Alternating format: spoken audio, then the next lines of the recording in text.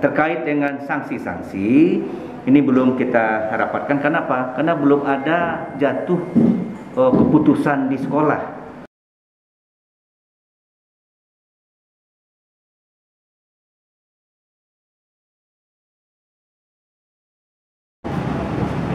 Presiden nampak.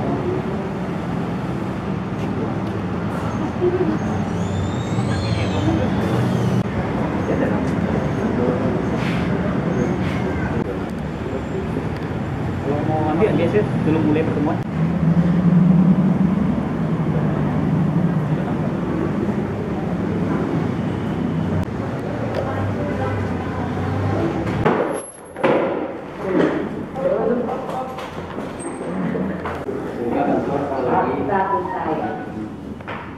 Ya udah mulai. Iya, Bu. Terima Bu. Pertama, Ombudsman bersama dengan Komnas HAM ya.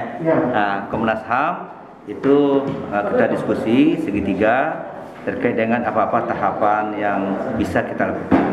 Jadi sudah disepakati termasuk apa-apa saja ya, membicarakan secara bersama aturan-aturan ya, kita akan buat edaran bahwa seluruh sekolah kita suruh kaji dan telaah lagi ya terkait dengan aturan-aturan, tidak hanya aturan masalah seragam ya, termasuk hal-hal lain ya yang akan memicu potensi-potensi konflik atau bermasalah. Itu akan kita ini, dan ada waktunya nanti kita kasih ya.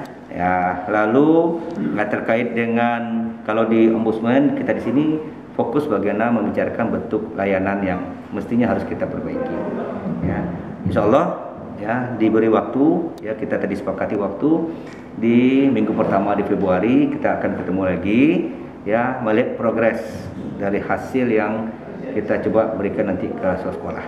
Pak, apakah di Sumbar cuma SMK 2 aja yang menerapkan itu atau banyak lagi, Pak? Ya, itu gunanya kita akan coba surati ya, sambil kita lihat. Jadi ini kita ambil hikmahnya. Kenapa? Karena yang bermasalah atau yang beriak kan di SMK 2 ya. Tinggal kita lihat sekarang tertulisnya seperti apa di sekolah-sekolah ya, termasuk mekanisme persetujuan ya. Jadi tadi disarankan agar walaupun ini kewenangan kepala sekolah ya membuat regulasi di sekolahnya, mesti harus ada pejabat yang melihat gitu ya, yang mengamati, yang memberikan setujuan ya.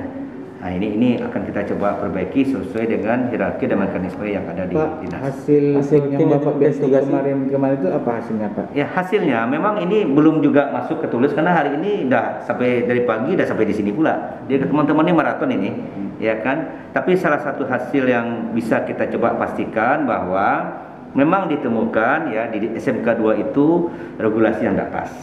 Solusinya harus kita revisi, ya, kita perbaiki ya agar tidak menjadi, dan perbaikan ini tidak hanya untuk SMK 2. Itulah yang kita bicarakan tadi dengan ini, ya kan?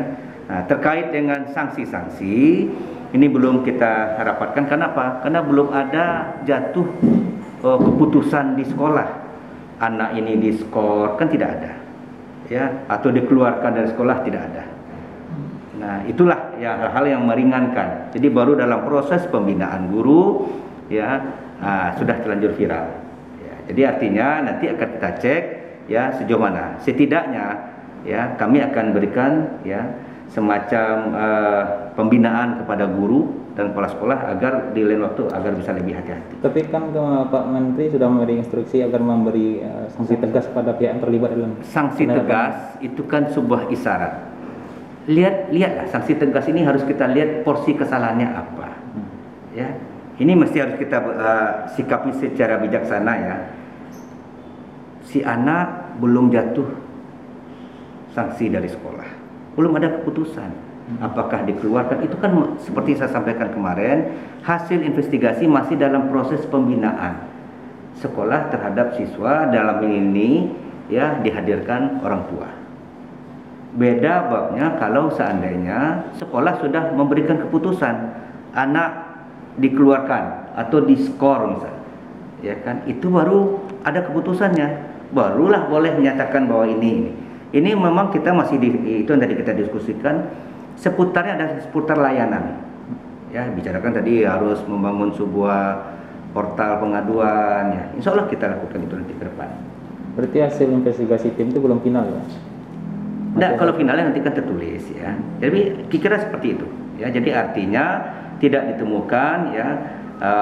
Kalau kesalahan dari aturan, iya, itu pertama. Yang kedua, aturan yang salah itu belum jatuh berupa sanksi atau keputusan dari sekolah yang mengakibatkan bahwa si anak ya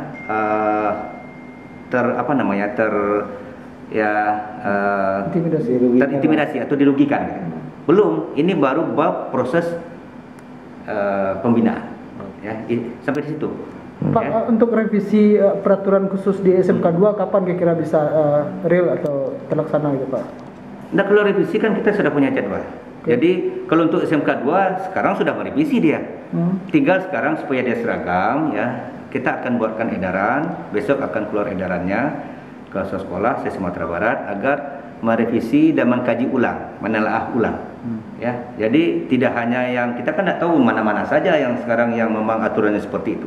Jadi kita perintahkan saja seluruh perangkat kita untuk mengkaji ulang. Artinya jika siswa non-muslim di SMK 2 itu yang sekarang berjilbab besok membuka jilbab mereka, apakah diperbolehkan Pak? Oh, boleh, selama ini kan ada juga pasalnya. Ya, cuma selama ini memang perlu harus kita garis bawahi ya. Yang 46 ya, ingat bahwa mereka itu karena semangat keseragaman. Ya, ini ada juga yang memunculkan ya, saya juga ada tulisan-tulisan yang sampai ke saya bahwa mereka tidak bermasalah memakai pakaian seperti itu gitu. Jadi artinya jangan digeneralisir ya. Kalau memang anak-anak itu ingin buka jilbab ya tidak ada masalah juga sebenarnya. Ya, tidak ada masalah karena memang aturan itu berlaku hanya untuk muslim. Ya, kesalahannya di sana, tidak berlanjut dalam tata tertib tersebut. Ya, hari Jumat berpakaian muslim lengkap. Titik di sana harusnya koma. Bagaimana dengan non muslim? Itu yang memang kealpaan dari sekolah. Oke ya. Mungkin kasus ini dipolitisasi Pak. Saya tidak mau jawab itu karena apakah Kita rasa cik Pak. tutup pintu kok.